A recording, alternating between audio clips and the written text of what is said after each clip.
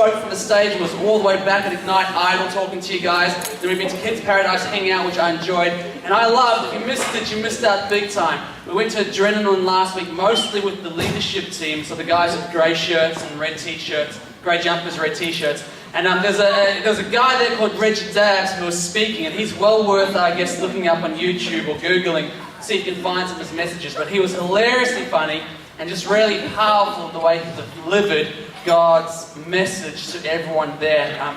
They had over 500 people, which is massive. Over 500 people made first-time commitments, recommitments, or walked down and supported friends at Adrenaline. So that was something really awesome to watch. And if you weren't there, you missed out, but there's always next year. Hey, tonight I'm privileged. I feel really honoured. I'm finishing with you guys our epic story, epic author series. And we're going to look at the story of a guy named Joshua. And if you've never heard the story of Joshua, then I do believe that the implications the story has for us, for our lives and our relationship with God, I believe that as we get into it, it's going to be significant for a bunch of you and your faith journey. But before I go any further, and we get into some other stuff, I want to pray for you guys wherever you're at. So let's just pray and give this to God. Father, I thank you that no matter what's going on in our lives, whether we are struggling in our relationships, whether we're stressing out with exams, or whether we're just heading into party mode having finished our Year 9 exams, I just thank you, Lord, that you're sovereign, that you're reigning over absolutely everything, that you're in control no matter what obstacles lay before us or what we've overcome behind us. And I ask, Father, as we gather together now, that you'll help us to focus on the most important thing in our lives, and that's you, Lord. I ask that that will be the most important thing in our lives, that you are that. So, Lord, please speak through me tonight, and may we grow closer together. Amen. Hey, I want to begin tonight by showing you, I'm cheating. I'm not even going to speak for the first little bit. I want to begin by showing you guys a couple of video clips. This very first one, it goes for a little bit longer than, needs to, but I'm going to let it run the whole way through. I found it this morning, and the other one I found about 2 weeks ago. So this very first clip, just check it out and try to figure out why on earth I'd be showing it to you guys. Let's watch. Is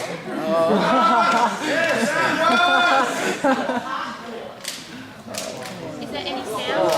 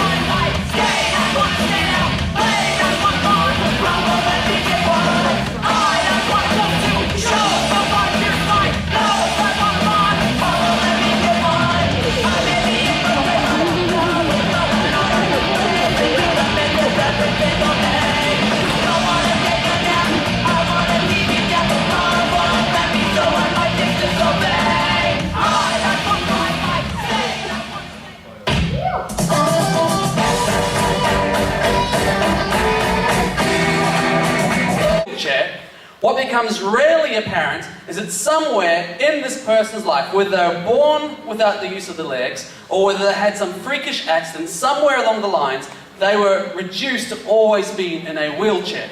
This is a significant obstacle or barrier in their life. And what's rarely exciting for me is that this person hasn't decided to make their life story a story of I'm the victim, woe is me. The reason we went through the whole video clip, I didn't just show some little successful things and I'm doing the backflip. So I wanted you to see that end point where this kid in a wheelchair, despite all of their circumstances, has grabbed hold of life, so they're going to have fun and they're going to impart this with other people. And you saw, I don't know whether it was a boy, a teenager, an adult, but you saw the wheelchair guy doing the stunts with a young boy sort of modeling to him that, hey, you too can be involved and enjoy life still. So I watched this clip, right? And to me, and presumably to you guys, it serves as a reminder that no matter what obstacles lay in our path, there's always a way forward. It also helps me, and it should help you, to have a balanced perspective on our problems in life. For example, I can't imagine all of your problems, but I can share my problems from high school. When I went to high school, I was very much image conscious. I was always obsessed about looks and status and hierarchy growing up. So in year 9, when a group of girls decided to start this little exclusive diary, which no one could read, where they listed off all their crushes and the guys that had or had not kissed or wanted to kiss, they started this book and they started ranking the guys from the best looking to number 10 and the coolest guy to number 10 out of all the school. When these girls started doing this when I was in year 9, something inside of me said, man, I better be on those lists. I want to be on the top of those lists.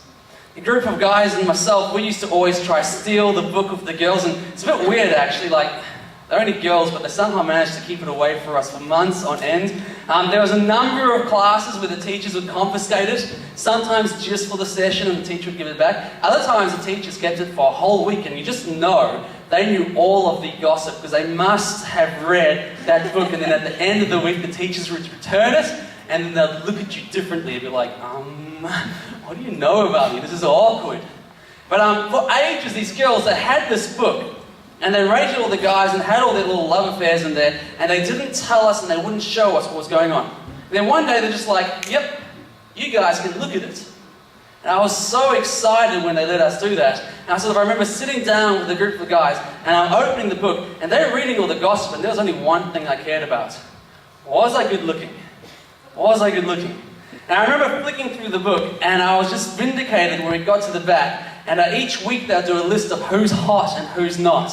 And I was always, for the series of weeks in the top 5 of the top 10 list, often in the top 3. And I was just like, yeah, thank you, Wilson. I was like, woo, yeah, boy, I am a stud muffin sugar daddy. Yeah, you know it. Because that's how I talked when I was in year 9, right? So,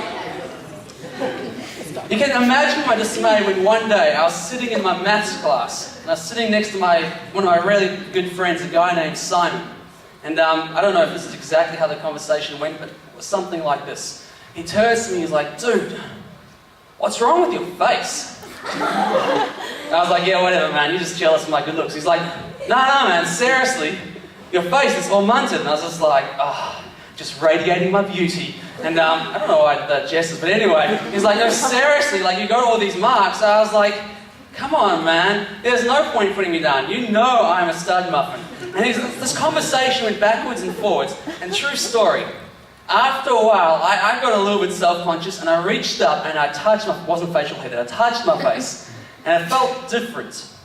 And so what I did, true story, is while the maths teacher's teaching, I bent down to my bag, into my front pocket where I kept 2 things. My moisturizer, 3 things. My moisturizer, lip balm, and my mirror. I'm cool. And I looked at year 9 in my mirror, and there it was. I had come out overnight in some serious acne. And I was just shattered in class looking at it. I remember another time in maths, we were doing our equations, and straight after that, I went to the doctor. I was devastated. My mum got me put on her Accutane.